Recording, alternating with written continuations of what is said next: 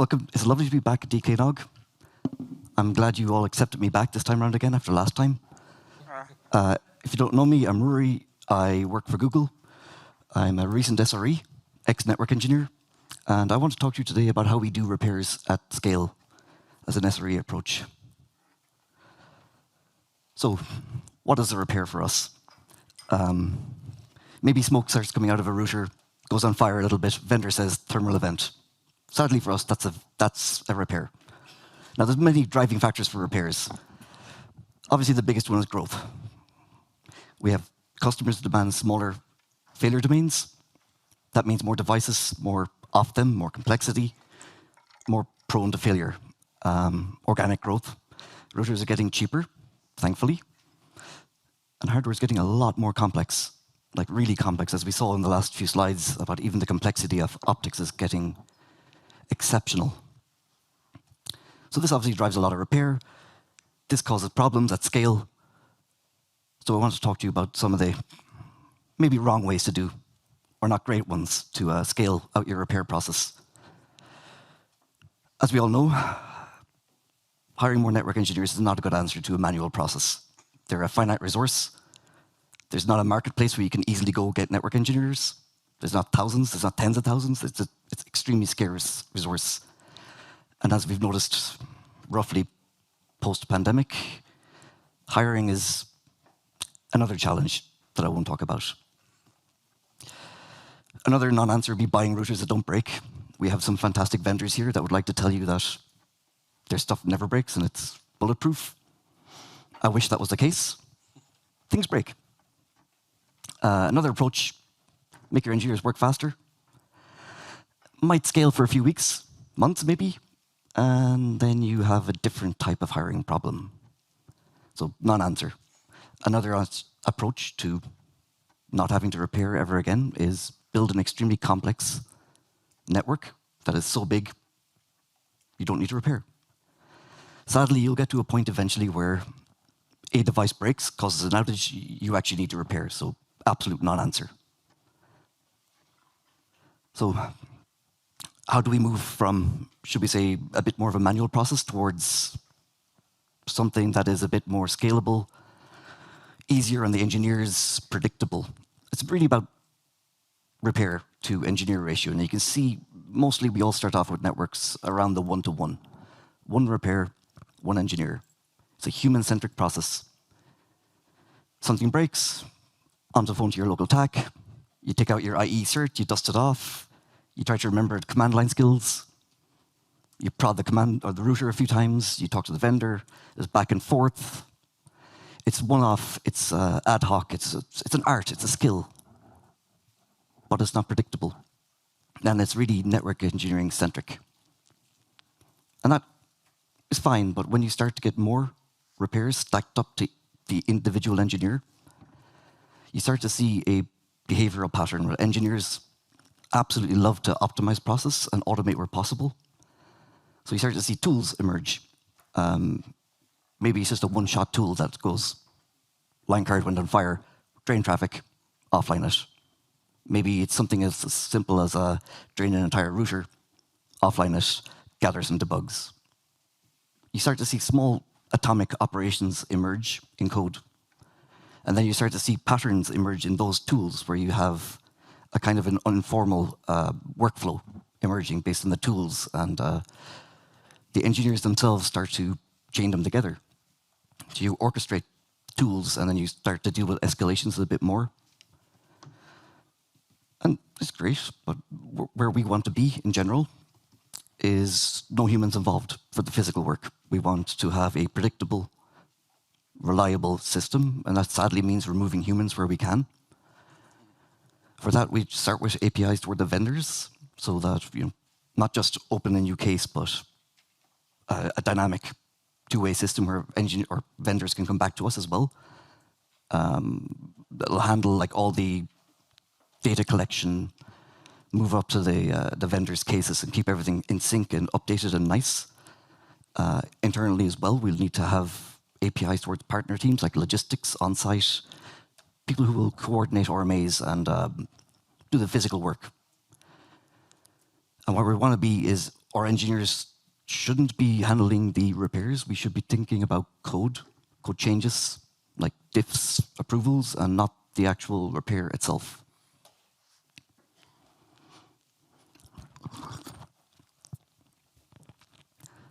So quickly, lifecycle of a repair.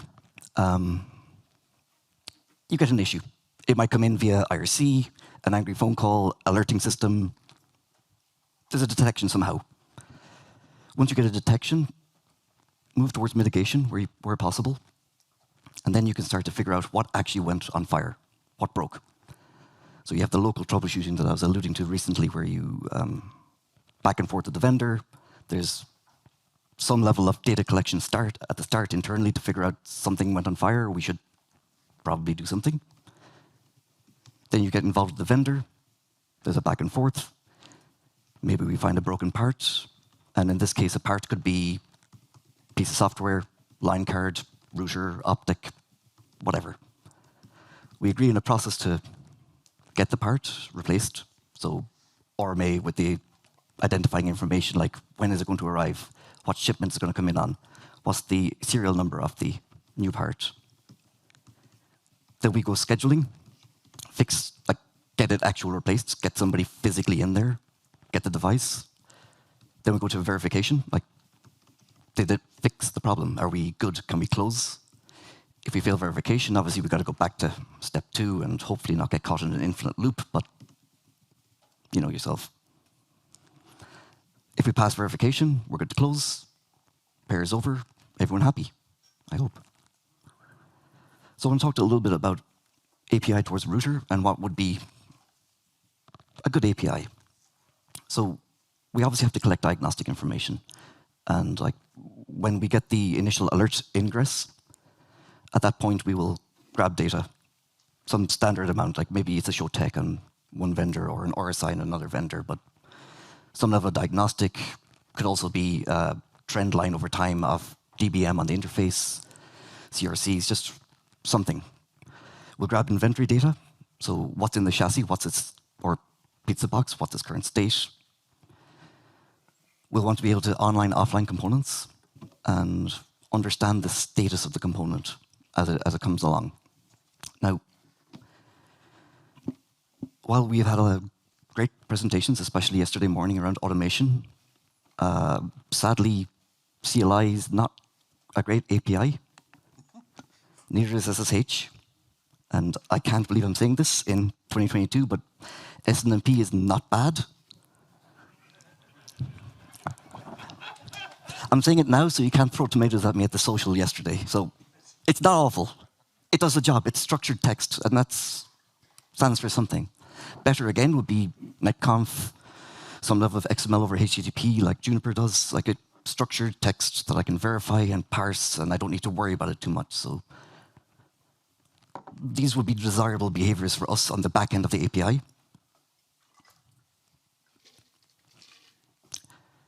And then we'll talk a little bit about the API towards the vendor. This is where it gets a bit more interesting for now. So obviously we want to open and close cases, and I think all the major vendors right now, they should have some level of like RESTful endpoint that you can open a case, pull your full case notes down, get full text email updates, whatever.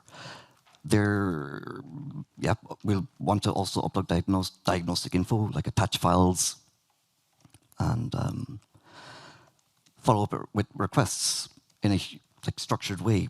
And this one is a bit important because with the initial like kind of early days back and forth one-to-one person where you're on the phone with the vendor, you can have very asynchronous requests in a case like that you need to go ask some another human and you need to figure out scheduling.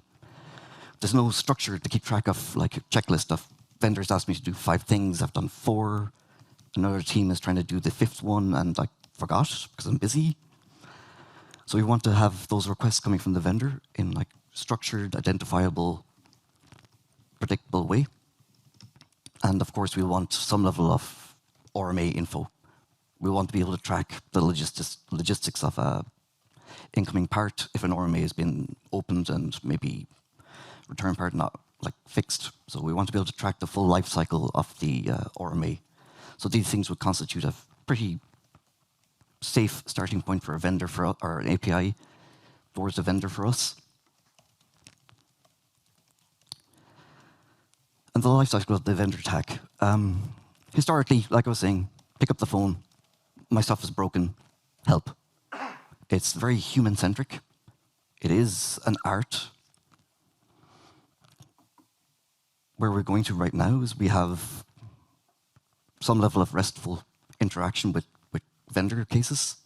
We can upload data via the API, but that's not what we want. We want something a bit more structured.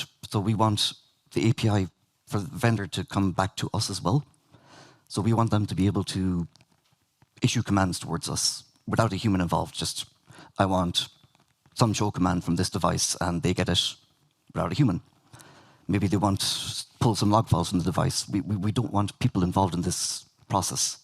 We want the vendor to be able to like press button, get logs. No delay, just fast, easy, predictable. We want the vendor to lifecycle manage the RMA, as in they will issue it. It will trickle a bunch of workflows internally for us, and they will get the notification, part swapped, replacement part inbound. And that should be it. Like they shouldn't have to think or worry about our logistics in general. So this is where we'd love to go. And I know it's aspirational, which brings me to how. Vendor tag is very one-sided. Like I was saying, the engineers involved in the tag cases on the vendor side, they can't trickle or call APIs on our side. So we created our own. We asked the vendor to use it. So as you can see, we allow them to request commands. They get structured text back from us. Same with RMAs. It all just end-to-end, it's great. Benefits, obviously, it's amazing. There's low predictability, or very good predictability on processing of requests. There's no delay. Maybe our engineers on our side are on holidays. It's no longer, it's fine. It's all driven by the vendor support, who can get the data they want in a timely and respectful amount of time. We can also look at our history of repairs. Like, are we repairing too much in one site? Maybe we should investigate something here. A certain class of hardware, maybe there's something wrong. Maybe one vendor is a bit more difficult than others. We have good historic data we can look, analyze, and think about long term. And we can also validate requests, so we can create like whitelists. So maybe we'll deny certain requests, like impactful ones, reloading line cards, issuing odd commands that write to unknown parts of the ASIC and the line card, stuff they might not want to do. Tricky stuff. So this is great.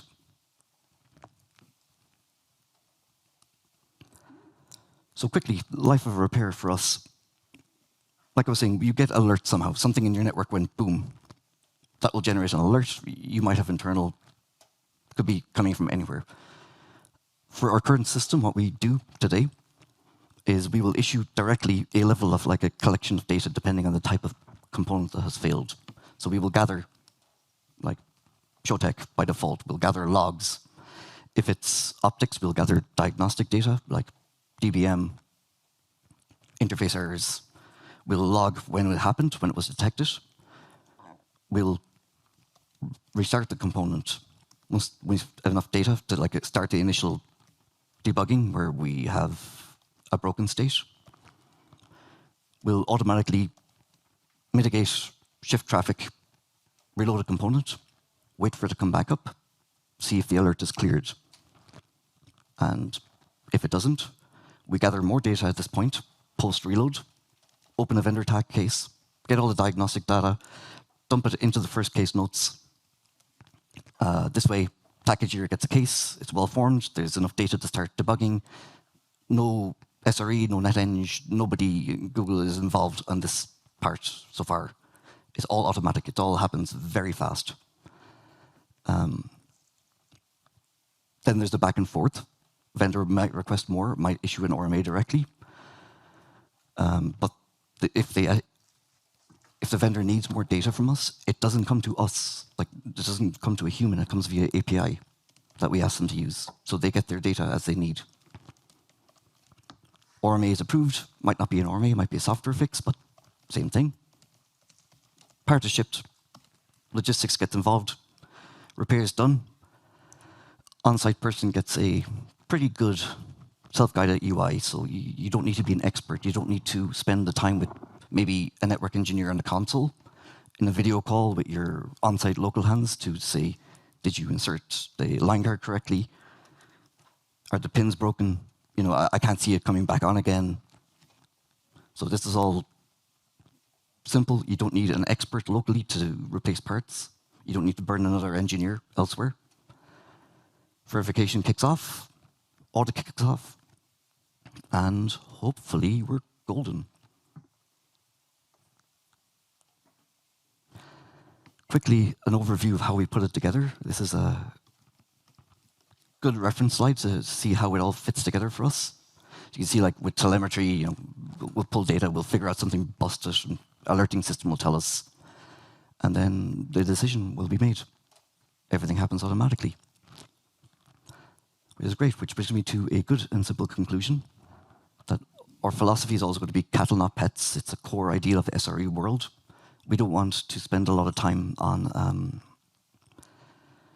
one-off processes that are art. We want to gather enough data to classify problems and take care of those. Mitigate entire classes of problem, iterate on that ideal, have it fully automated, and scale that way. We start with an API, and like I was saying, CLI, sadly not API, but we should start with a API which doesn't involve humans and try to mitigate or bind these together with systems to make it all scalable. Ultimate goal being fully automated repair. We want you to think about playbooks and processes because those are easy to translate into code, because we want you to write code to repair at scale. And with that, I want to say thank you for your time and hopefully open the floor to questions. Thank you, Rory. Oh, choices. 2 questions at the same time. Thank you for this insight. My name is Lasse Ligard from Kindrel. So this really looks fantastic. Stuff breaks once in a while. Sometimes APIs change. You don't necessarily get a notification about that before it happens. Do you have anything to monitor the automatic execution of this process? We do. Setup. And the second part, do you have any triggers or monitoring of the general process and execution of it? And can someone step in and take control or drive it or interrupt it somehow? I'm glad you asked me 2 questions because I have one answer for you. Yes. If a vendor asks for a command that we have not seen before or might consider it unsafe, then it will go to an SRE and we will evaluate the request. So, and that is with multiple other, like if there's a failure in the workflow, maybe we have recently upgraded some version of software and a component of that breaks, like maybe getting a show tech from the device breaks. That will trigger some level of failure in the code, the system, and that will fire an alert to an SRE. The SRE will then debug and send a code fix to the system. And that will ultimately bubble outwards to production, and hopefully the problem is solved. But again, as the SRE approach, we think about working on systems, and that will include strong monitoring for the system itself. So if it throws an error, any kind of exception, which was like, we can't get this from the device, then that bubbles backwards to an SRE. So the loop would be closed that way. Does it address all? Yeah, perfect. And of course, systems fail, but ultimately it'll go to a human to evaluate. Any other questions? Hey, Rory, thanks for that presentation. Tom from Cloudflare. You're mostly talking about, or from my perception, talking about hardware failures where you need to go back to a vendor. Given you run a massive network at scale, I can imagine that a lot of the issues that you run into on a day-to-day basis are also related to peering partners or transit vendors or anything related cross-connect-wise. is there any plans on augmenting the existing system to have similar APIs for peering partners through, for example, the ISP portal? Another simple answer for you, Tom? No. That's a different system. But we can have a chat offline, because that's about a different set of systems behind isp.google.com, which should be your one-stop shop as operators and like ISPs for your interaction for like opening tickets with our NOC, provisioning new ports, bringing up peering, and that would be that system. This one's slightly different, but answer your question? Okay. Yep. Thank you. Hello, Matthias from Cisco Systems. You mentioned when it came to network monitoring and managing protocols, both SNMP, which, I mean, I don't think I share your enthusiasm, and yeah, I mean, I was curious, what about GNMI? Have you gone away from using that yourself, or is it just for the applications you're interested in, the hardware support isn't there, or did I just miss that slide? No, you're correct. It was subtle. So yes, we use all of them. Okay. It is, again, I don't mean to give like a simplification. It's just with a rather large network that has grown over time with multiple vendors and iterations and approaches, we use everything. We would hope to not have to use screen scraping, SNMP, etc., etc., etc. As some of you probably know, some of the older optical gear is ask me about TL1 over a beer. But yeah, to answer your question, device telemetry is all of it, and sometimes in parallel. Before I go, two more things. Oh wait, wrong way. First is, if any of this is interested, we are hiring, so have a chat. And I'm surprised for the audience and what we were talking about earlier, nobody asked me about free and open source solutions to this, which is why I had a bonus slide. There are components to build these systems already in the world. Like, there is a bunch of wonderful tools that you can use today to get a programmatic API to your devices. To repeat what I just said, CLI not an API, but sadly sometimes you have to use what you have. But there are other better options. Like I said, SNMP, RESTconf, DEFCONF, GNMI.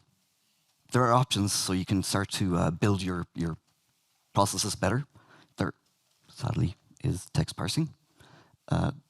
There's Python and Go, which right now are available, easy to use, good to learn. They have libraries that will allow you to build an absolute abstraction to your vendors. So you can just go, here's my interface to Cisco, maybe XOR. Here's my interface to Juniper MX. Wrap it all up in ABC, and you have an abstraction, and it is wonderfully easy to use. So don't feel that there's a barrier to entry here. You can approach these things today, all of you, and I hope you do. So thank you. Thank you again, Rory. And thank you very much.